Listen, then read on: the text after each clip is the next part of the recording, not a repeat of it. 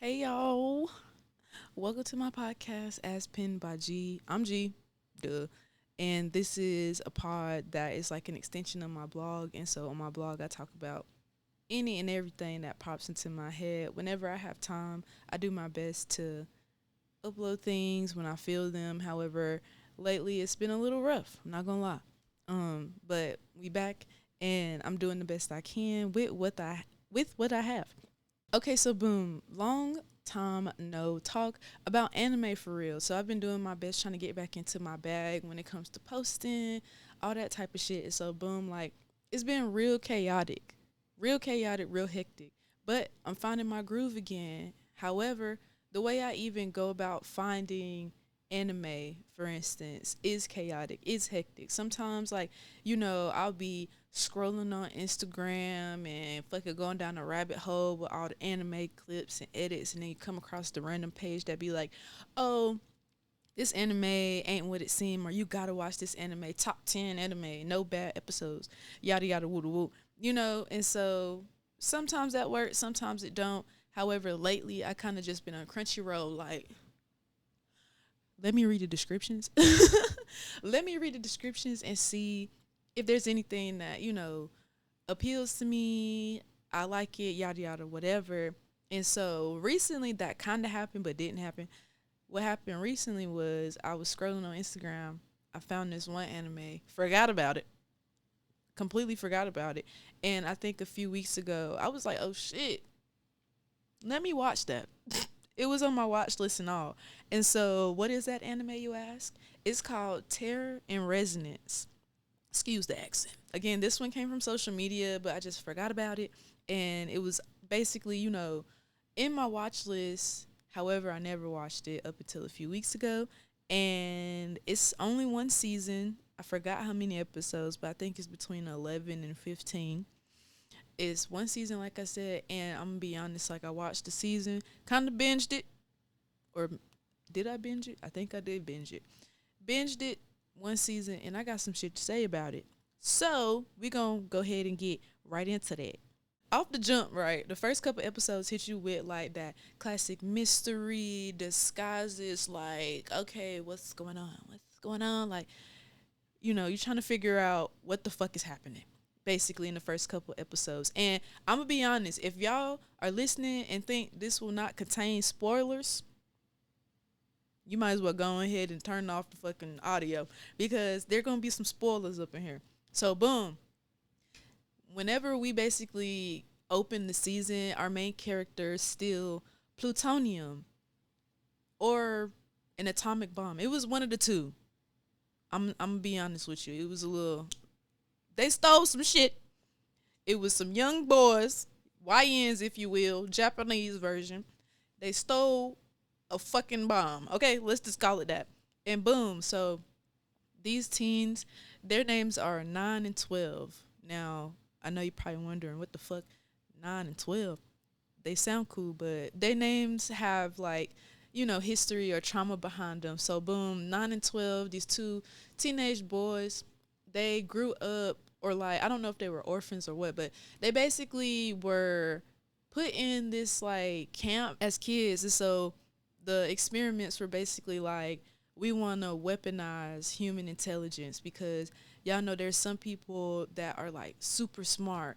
They might have, autism or some other neurological thing going on where like they become like savant level smart, but maybe they don't have like the greatest communication or, comprehension, that type of thing. But these motherfuckers add all the numbers, remember all the dates, drawn like a motherfucker. Like that's the type of shit that they trying to basically make artificially, and they doing it on kids. Whenever we sort of learn this about them, at least in the beginning, we don't necessarily know what their reasoning is behind basically stealing that bomb and, in essence turning into terrorists or being revealed that they're terrorists. And so all we know right now is that they are on this sort of terrorist energy in Japan, and they go by the name Sphinx. But we can kind of tell that underneath there's questions.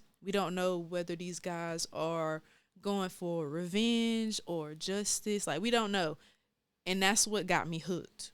I'm gonna be honest. Like it's already a mystery. I love a good mystery. And I love some gore, but it wasn't that much gore. We gonna get into that later. But that's what got me. It's like, what's really going on? I'm on my Hercule, you know what I'm saying, vibe. Like, what's my boy?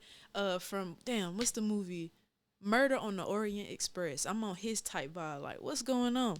My next thought is like, why still a bomb? Why do all these things? Like they create these calculated public attacks. They have YouTube videos, nigga. YouTube videos playing with the fucking police with these riddles and shit about I think it was Greek or Roman mythology.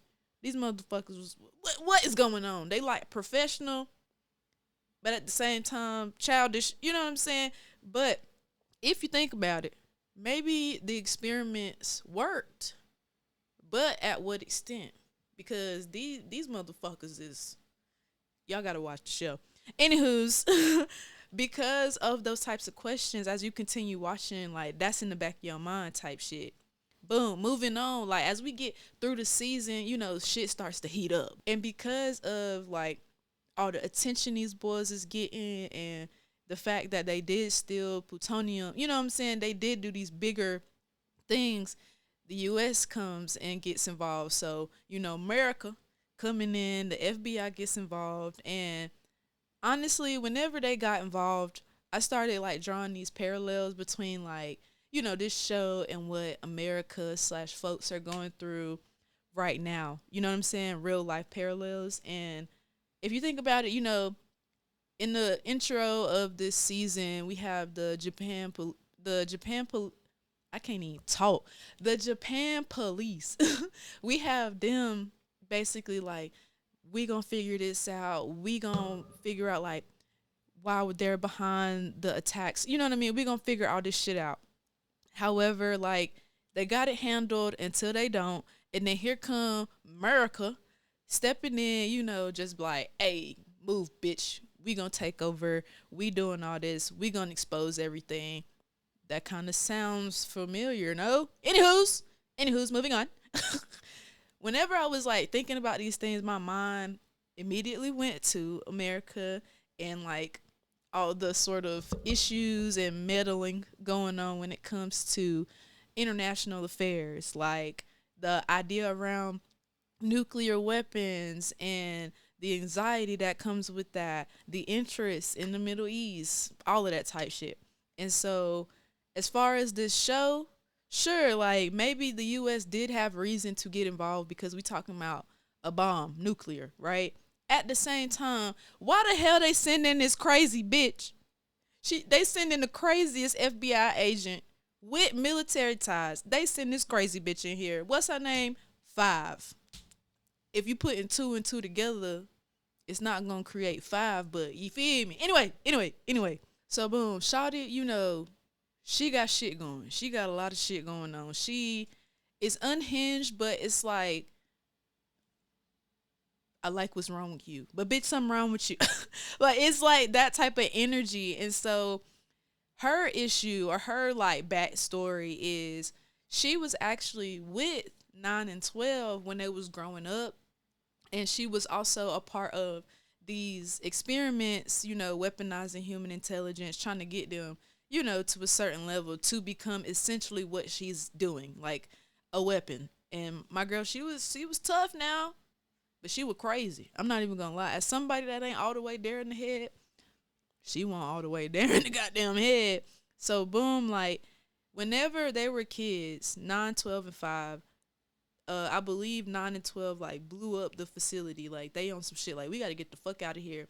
They try to escape. 5, crazy ass, basically like they running. 5, crazy ass, like falls down and starts laughing as like the facility blows up. So obviously something is a little off with this girl. But moving on, I think 5 sort of represents what happens when you successfully weaponize human intelligence. Like when you successfully do this, the boys also do a little bit, too, because they're at a level where they're professionally executing terrorist attacks. Not on no like, oh, here's like a little fake ass little something. No, like niggas was scheming type shit. And so circling back to five, I feel like, this is what happens when you do this experiment, successfully. But also like it's not just about doing that, but also what happens to the person. Because we basically see this girl deteriorate in essence. Like we see her basically spiral once the FBI gets involved. And so, moving forward on that, she kind of knew she was dying because one of the issues or side effects of the experiment was you weren't going to live past a certain age in essence. And I think it was like sped up if there was like strenuous work going on. However, that's just a hypothesis. But she knew she was dying, as a side effect of the experiments. And so, from my perspective, I think she was just like causing a ruckus to get some attention in order to see 9 and 12 one more time because they alluded to an unfinished chess match. And so I'm like, is this girl like playing a game? You know what I'm saying? Like, what is she doing? I think it was just she wanted to see them one last time. And it's tragic, honestly. But overall, Shawty's still the villain. I don't like her. And I'm not excusing that behavior. I'll just say that. Her character made me think about how far people and governments will go to get the win. You know what I mean? Whether that is this chess match or an international incident. But we going to keep on pushing because I ain't going to tarry y'all too long. Anyways, moving on again. We're going to get into some of the side characters. They're not side, but they're side. Anywho's, they're not the main. Let's get into where it really got good for me is these sort of side characters. And obviously they're not as, pushed to the front until sort of in the later parts. But two characters that sort of ground the whole series for me was Lisa and Detective Shibazaki. Is that how you say his name? Yeah, Shibazaki, my boy. Boom, let's get into Lisa first. Lisa, she runs away from home. Like, she got a lot of shit going on.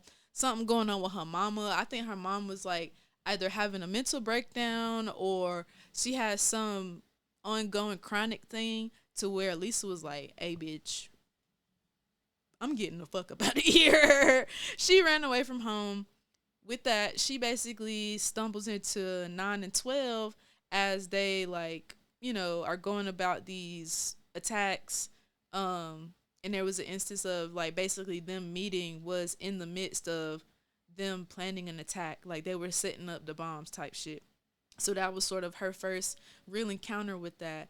Mind you, like, Lisa, she's just trying to get through shit. Honestly, she's just trying to survive. She really just trying to, like, find her way, if you will. She not part of their plans. She not really like trying to get too involved despite them basically like scaring her or whatever. But she literally just be in a crib trying to learn how to make food. While these niggas over here like, we finna blow up the goddamn or whatever. And I think that was sort of one of the things that I liked about her is that she gives you that sense of like reality. Like, sure, these boys got all this shit going on, but here's Lisa basically like just trying to live and trying to get by, with everything going on. I think she just reminds you like, hey, we're still teens, we're still humans, we still feel shit. And I think for me, like being an empath, I could feel that. She brought a whole lot of like emotional depth and truth to the situation. I felt that energy because like sometimes whenever things happen, like you kind of know you may be in the way, but you're trying to make the best out of a situation that you really don't have no control over. Like honestly, she didn't really have a choice but to sort of stay put in the essence. But I can understand why she felt in the way and wanted to run away again. Spoiler, she was doing her best. I know what that feels like. But then we move on to Detective Shibazaki. I hope I'm saying his name right. We get introduced to him. At first, he's like a former detective. We learn later that his partner commits suicide, hence why he's like former detective. But we learn that about him, and he, in essence, becomes the voice of reason in all of this. I think that with him, I don't want to say like him coming out of retirement, but he was working in the archives, and with him being like, I don't want to say invested, but like he still, be trying to do his detective work, but motherfuckers be like, you better not be doing that shit. And I think like once he started hearing more about Sphinx 9 and 12, once he start hearing more about them, he kind of get his mind gets going. He's like, hold on, these boys throwing out these riddles, they doing all this, they getting more attention.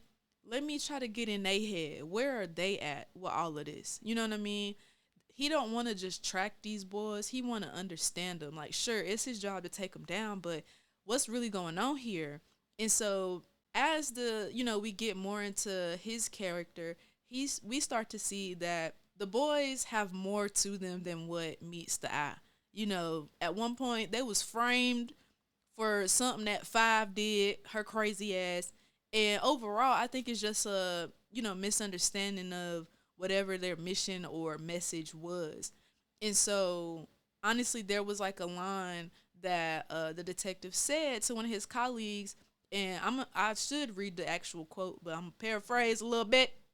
Um, he basically was telling Buddy, like, back in the day, or back in his day, whenever teenagers, for instance, like threw rocks at police or folks that were controlling or trying to shut down riots and fight, the government and shit, like stick it to the man, they were called something completely different. You know what I mean? They were revolutionaries, if you will. And that's just me adding my 2 cents in right there. They were considered something way different than terrorists.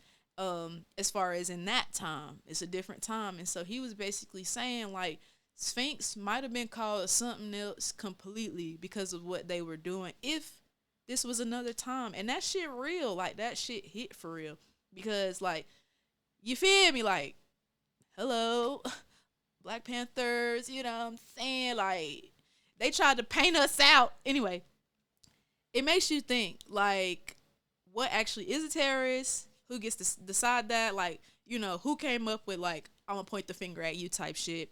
Overall, I think Shibazaki, I think he is, like, sort of one of the characters that actually tie everything together. Like, he's the one that exposes the child experiments and how it was connected to various people in the police force, FBI. Like, he exposed all that shit.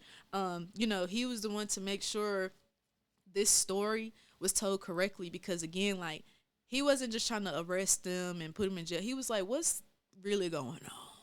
What's really going on up in here? However, I think like his timing, I just think his timing was a little like off. Because it just seemed like everybody was a little one step ahead in essence. Not saying they were right, but it just seemed like they were one step ahead. Maybe that was just how, the FBI move or like how good their infiltration was, but his timing was a little off. I will say that because once America like got involved, like I said, it felt like they were just ahead a little bit because 12 got killed by U.S. law enforcement. Mind you, he was the only one shot and killed by them folk. 9, he died from same thing. 5, well, 5 she killed herself because she knew she would die. Anyway, 9, he died from the damage of the experiments, the side effect, and everything just seemed very convenient in the moment. But I think like everything for me, if you wrap it all up, here's where I land, I guess, at the very end. Like I said, 9, his whole thing was like, despite him basically on the verge of death, he is basically saying, make sure our story is told correctly. We want Sphinx's story to be remembered not as like, oh, here go these terrorists, but there was a reason for this. You know what I mean? And so he just wanted the truth to be out. And I think sort of that's like the real point behind this show, or real sort of like, how can I put it? Ideological meaning, if you will, behind this show. What side of history are you going to be on? Do you blame the people that rise up against, oppression or whatever, or do you hold the people that created that system accountable. You know what I'm saying? They created this shit in the first place. So are you going to hold them accountable? And I think that terror and resonance makes you think about all those things, right? The entire watch. Mind you, it's only one season, so your brain going to go from like, what the fuck? To what the fuck? To what the fuck? You know what I'm saying? There's action, there's mystery, there's like kids just trying to be understood, and they take it to a whole nother level. So if I have to give this a good old rating, I guess I'll give it a. I wrote down 8.7. Got my handy iPad. I wrote down 8.7. 8.7 because like while the storyline is really good and I like sort of the direction they chose to go, I think that I like more gore for sure. I just like when niggas get sliced and diced. I don't know why, but I do. So I think that's why I gave it 8.7. I think it would have got a higher rating if this particular anime had a little bit more gore. But yeah, like overall, I think that's a pretty good rating for me. That's where I'm at with it. That's Terror and Resonance. And that's the end of this motherfucking episode type shit, you know what I'm saying? If you seen this anime or if you got, like I said, shit to say about it, want to know more about my rating or anything like that, you can go read the full blog post on this. I go a little bit more in depth about different things and the thoughts I had while watching this, after watching this, whatever. But yeah, you can find that on my website, aspinbyg.com. And go ahead, subscribe not only to my podcast, but to the blog. Like, all of that's free, y'all. It's free. I hope y'all enjoyed my very first episode, and I'll be back with another one very soon. This has been As Pinned by G, y'all.